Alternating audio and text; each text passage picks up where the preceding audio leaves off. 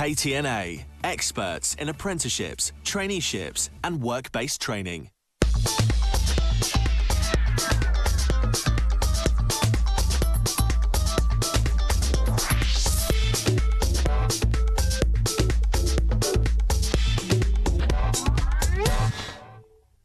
Hello and welcome to Chris & Co, the show looking at what affects businesses in Kent, with me, Louisa Britton, in This Week for Chris Price. Joining me tonight is Alyson Howard from MacIntyre Hudson and Howard Cox from Fairfield UK. Later on in the programme, we'll be speaking about the dart charge increasing and how this will affect businesses in the county, as well as the news that yet another major company is set to leave one of Kent's retail parks. But first, campaigners have slammed plans to build almost 7,000 new homes in Tunbridge and Malling. Proposals for the properties are now up for consultation in the council's newly published local plan. The homes could help relieve the demand, but campaigners are concerned about them being built on greenbelt land. Harry Pete's been to find out more. New homes and developments have popped up all over Tunbridge and Malling in the last few years, and with more still to be built. Now, all of this relates to Tunbridge and Malling Borough Council's local plan, and much like the game of Monopoly, they need to have a strategic head when deciding where they want to build and put these. And when it comes to Tunbridge, lots of residents have question marks about just how they're going about that. Mark Hood's a Green Party campaigner in Tunbridge and's concerned about how well the area will cope with so many new homes. Tunbridge Town Centre in the High Street is the site of Air Quality Management Area number 2, which is the second worst polluted area within the borough. And building here is going to inevitably cause more traffic to be going through there, more congestion, higher pollution. The council is duty bound to try and minimise or reduce levels of pollution, and they're just not taking these matters into account.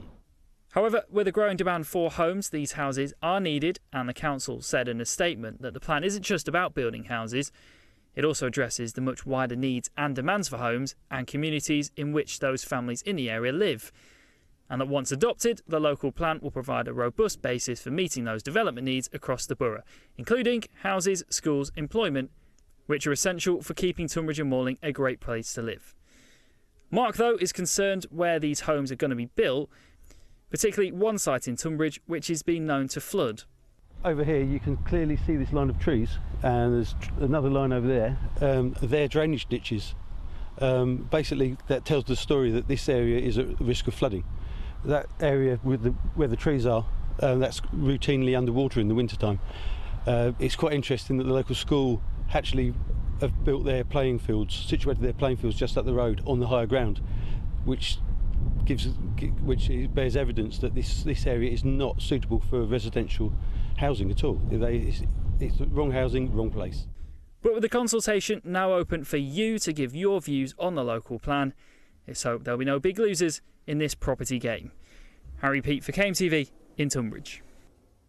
So Alyson, first of all, how difficult do you think it is for developers to both meet the demand that they've got to have to build new houses, but also find places that's not going to upset huge amounts of people? I think they've got an impossible job, haven't they? They've got a business to run. We clearly have a need to find more housing, but there are clear pressures found by developing greenfield sites, which we want to keep for aesthetic reasons, and justifiably so. We live in a beautiful county.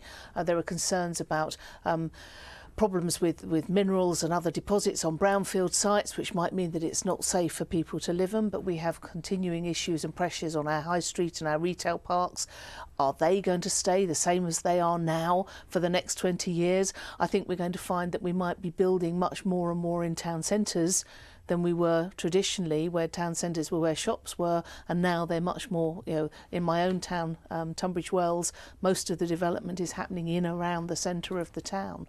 And that at least avoids the pressures for Greenbelt and those consequent issues. Absolutely, because one of the concerns that was mentioned in that piece was the fact that it might potentially be built on land that's liable to flood. That could be quite a concern. Well, and I'm worried that sort of thing gets skipped over a little bit because the pressure's there. We've got to do something something, and so we'll try and pretend it's not going to matter.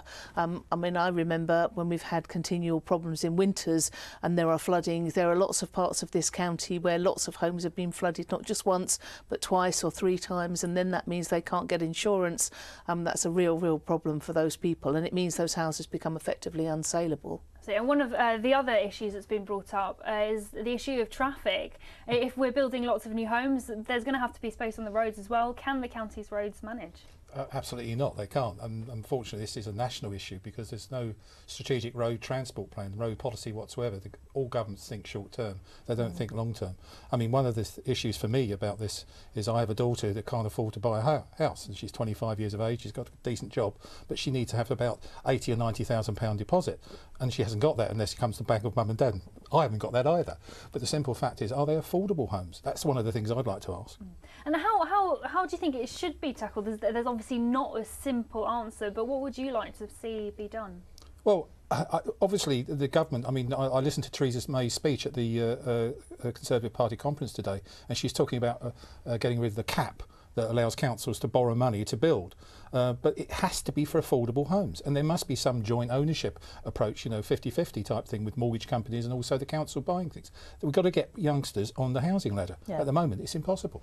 So, well, really interesting topic. We'll probably come back to it another time with Chris and Co, but thanks for that for now. And with the news of a major retailer leaving Kent town and a bumper year for one of the county's winemakers, here's Joe Dawson with this week's Business Roundup. Ashford's 300-home development could also include a country space for concerts according to new plans. Building firm Quinn Estates hope to build next to Ashford Outlet and give 30 acres to Ashford Borough Council, who could in turn designate the space for outdoor events. The park will be next to Asda's Ashford branch, and if plans are approved, it could also feature extra parking spaces and playing areas to complement the homes. The move comes after a focus on all future planning applications in the area to include an environmental impact assessment. If all approved, the residential area will see 90 one-bedroom and 210 two-bedroom flats, including affordable homes. A Chatham retail park has suffered another setback after Carpetright has announced it will be moving their store this October. 92 Carpetright stores will close across the country, including the Strood branch. Carpet buyers are being told to visit Gillingham Retail Park or South Alresford after the closure. This marks the second store to close in Horsted Retail Park this year, with children's chain Toys R Us shutting its doors in April. Planning permission was granted by company Royal London to build an Aldi and a KFC in a now spacious car park. And Chapel Down Vineyard in Tenterden is celebrating another impressive half year after sales have risen by 15%. Wines and spirits tied to the brand were up 19%, while its range of curious beers rose by 6%. The increase comes as a lease is close to being agreed for a base in King's Cross, with plans to open the Chapel Down Gin Works seeming closer than ever to a reality. Appropriate licensing and planning approvals are still needed for the Kent brand to set up shop in its preferred London location. The company has now planted 102 acres of new vineyards since its birth, with 388 acres planned in the North Downs. So we heard just there another shop leaving a retail park in Kent. Is there any way that we can save the high street, save shopping that's not online? I don't know. I mean, it picks up on the point Howard just made. Governments think short term. The business rate structure in this country has need to be reformed since the 1990s. It simply does not work. And now we have a perfect storm of extremely high business rates, particularly in the high street. But when you think about the big warehouses, they have massive square footage. So whilst their amount per square foot, they're still looking at really significant sums of money in business rates, as well as very high rents. And all the incentives that there once were in place to encourage people to come into these out-of-town areas and set up those shops have now stopped, and it just doesn't pay. It just doesn't work anymore. Now, with something like carpet, I think probably more people than not would actually want to go into a shop and choose their carpet and see what it feels like. It doesn't feel to me like an online purchase, but perhaps that's just me. But I can see with Toys R Us, these stores, we are seeing more and more of them. They cannot carry on as things are. British Home Stores, was it New Look's in the process of shutting down lots of stores? And the CVA, which is what I understand Carpetright is using, is a vehicle which will help them to structure things so that perhaps they can continue to trade and have provide work and employees and a service to those customers who can get to them in a smaller number of outlets. But we are going to have big gaps in our retail parks, just like we've got big gaps in our high street. Unless somebody grasps that nettle and sorts out business rates, I don't see any way through that. Howard, what's your reaction to that? Well, there's a lot of things here, but shopping behaviour has changed, and you're right.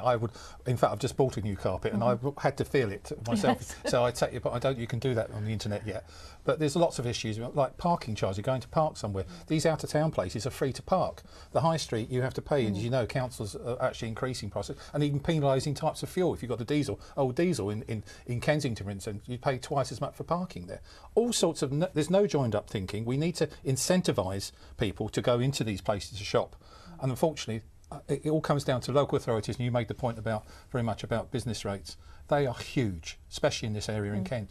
And we saw as well a bit of a lighter story, Chapel Down doing incredibly well. What do you think their secret is? Oh, well, it's just a great news story, isn't it? I love hearing about Chapel Down. I was very fortunate more than 20 years ago to be involved when the company was just starting out and we were doing the fundraising for the first lot. So I always feel a very sort of parochial, protective interest in somebody whose success I've followed all of that period of time. But the number of acres they've got under grapes now, the change in our climate that has made them such a success story. Yeah, well done to all the team. They are really great examples of good Kent business. Unfortunately, that's all we've got time for. And they're beating the French too. Yeah, exactly. That's all we've got time for in this part. We'll be back straight after the break. But coming up after the break, we've spoken to campaigners who are opposing the increase to the dart charge.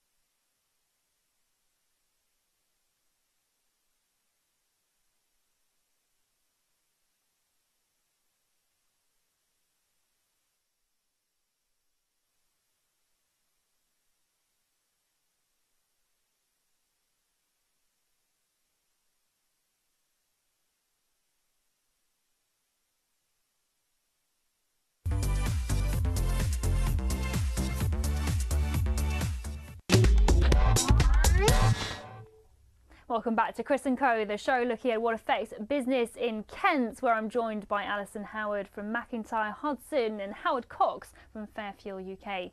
Now, campaigners have expressed their anger as the dart charge has been increased to cross from Kent to Essex this week. The cost for cars to travel from county to county has gone up to £2 if you've got a prepaid account. And unsurprisingly, those who use the crossing to commute aren't happy. Poppy Jeffrey's been to investigate. For those who regularly cross over the border to Essex, it's just got a bit more expensive. If you have an account to pay your dart charge, you've been used to paying £1.67 each way for a car. But from today, it's risen to £2. On the face of it, that 33p increase might not sound like much to you and me, but add it up over the course of the year if you're travelling 5 days a week to work and back over the Dartford Crossing, and it adds up to almost £172. Not everyone is happy about this additional 33p. Jane Phillips set up a campaign to abolish the charge completely. I'm just livid, to be honest. It's something that they said that they were going to get abolished completely. Then they worked on that, said they needed some sort of a maintenance fund, which is totally understandable. So they kept it going until they had a decent maintenance fund. I mean, they're making about a £70,000 profit a year. And so they've got one hell of a maintenance fund by now, if they weren't using that money for other projects. I used to work in Essex, and I can't anymore because with it being then £2 each way, £20 a month, £1,000 a year, it's impossible to be able to work in Essex. Yes, I can go around the long way through London, but I thought the whole idea of the bridge in the first place and the tunnel was to take the traffic away from London. Highways England say that the 20% increase is to help pay for the increasing demand at the crossing, with more than 55 million vehicles using it each year. A Highways England spokesperson said, "After 9 years of operating a 33% discount for cars, the Department for Transport has reviewed how fairly the benefits to account holders are spread across different vehicle types and have aligned the Class B rate more closely to Classes C and D. From the 1st of October, the new discount rate for Class B vehicles at the Dartford Crossing will be £2. That's a 20% reduction on the standard rate. We pay enough in council tax, and I don't see really what we get for that. No, I don't think that we should be paying at all now. Not at all.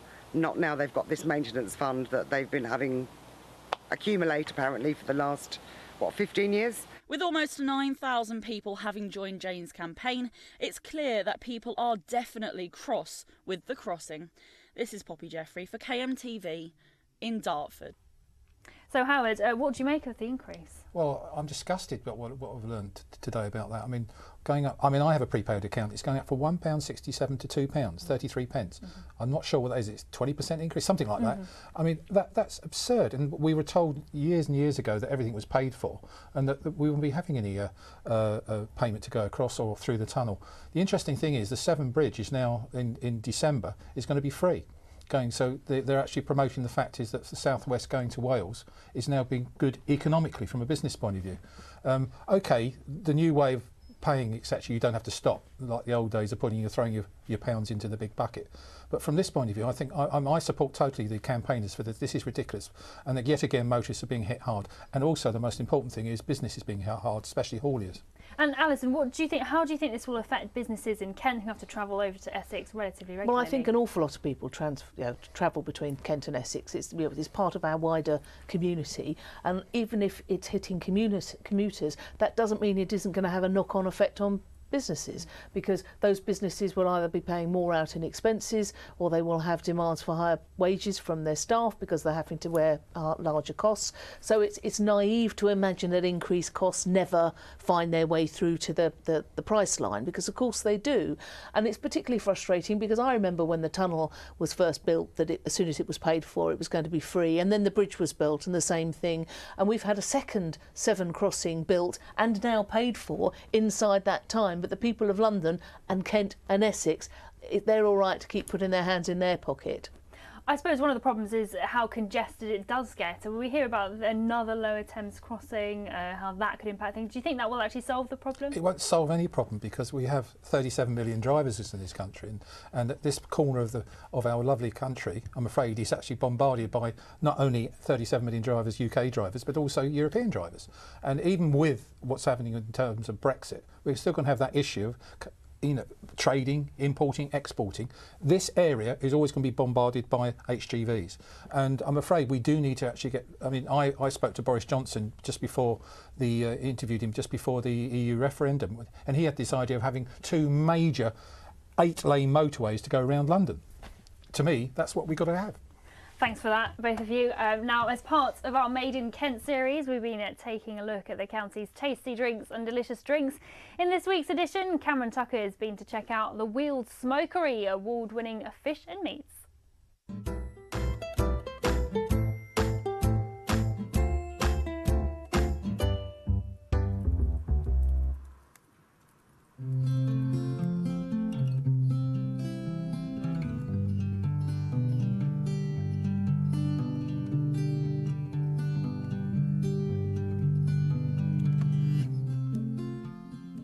In this week's edition of Made in Kent, with the Indian summer failing to materialise just yet, where better to warm ourselves up than by the kilns of the Weald Smokery.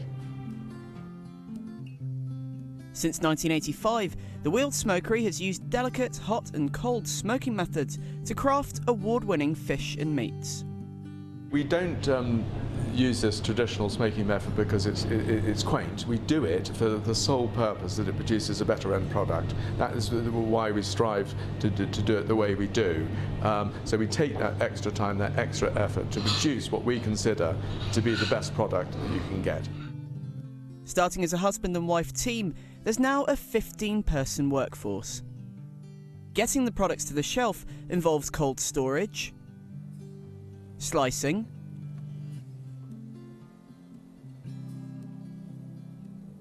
preparation, and only then can they be taken to the kilns. The whole process is overseen by head smoker Tom Barton. The difference in temperature and climate can make quite a big difference as well. We do have set times for certain things. What we tend to do is move the product up and down the kiln depending on what kind of day it is. So if we've got a really hot day, we'll move the products slightly higher up in the kiln so that it doesn't get too dried out at the bottom. And then if it's a sort of cold, a wet, muggy day, then yeah, we'll leave the product sort of further down in the kiln so it makes sure it's dried out. It is all labour intensive, yeah, but that's part of the charm of it, really. You know, it is all done by hand, really.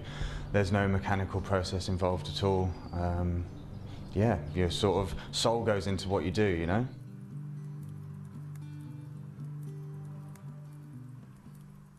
And before we go, we just have time to reveal our number of the week.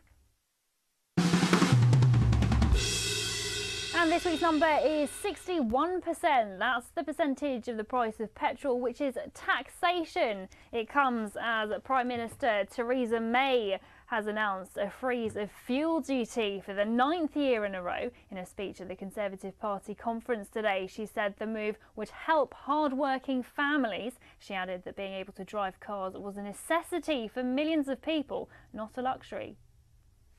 So, Howard, what do you make of this? Well, as you know, I've been running a campaign since 2011. We set it up in January 2011, and when Osborne was the Chancellor, and the RHA, the Road Haulage Association and Freight Transport Association, got together with us, and we set up a thing called Fairfield UK, which I'm the primary founder. And the good news is since then we've had a freeze in fuel duty, and there's a lot of people complaining about that we should put it up, but we're still the highest tax motorists in the world. Whether you like it or not, we've had a freeze for 8-9 years, which we're delighted about. But what would have happened if we'd have kept what's called the labour escalator, which was 2p in fuel duty plus inflation?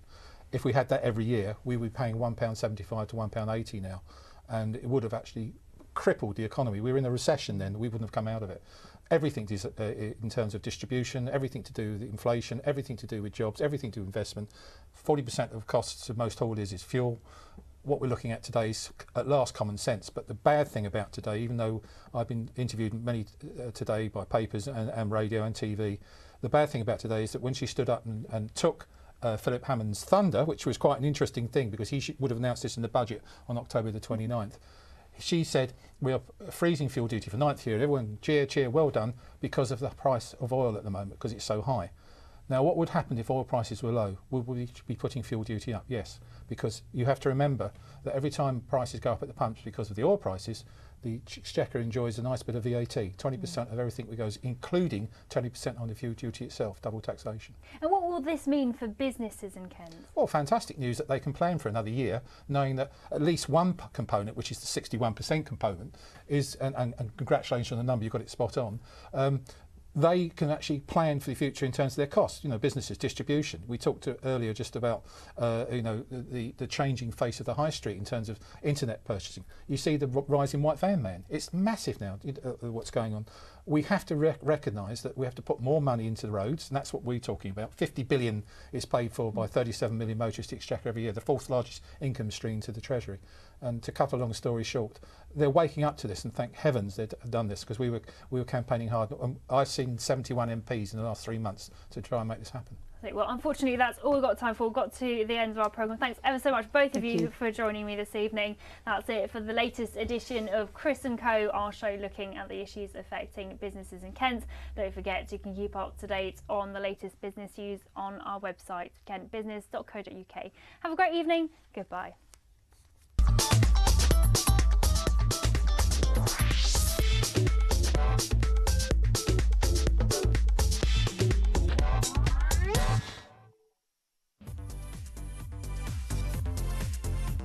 KTNA, experts in apprenticeships, traineeships and work-based training.